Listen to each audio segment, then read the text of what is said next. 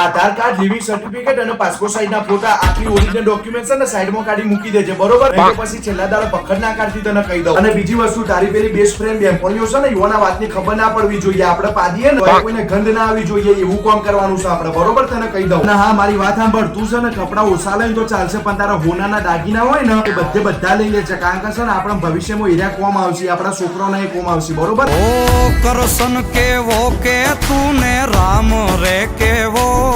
શું કોમ છે તારા? મારા ભાઈ લવ મેરેજ કરવાના હતા ને તારી સાક્ષીની જરૂર છે. તે આધાર કાર્ડ ને પાસપોર્ટ સાઇઝ નો ફોટો લઈને કાલ સવારે 8 વાગે આવી જશે ને. પ્લીઝ યાર, તું તો મારો પાકો ભાઈબંધ નહીં યાર, આવું લેવા કરીશ. સારું.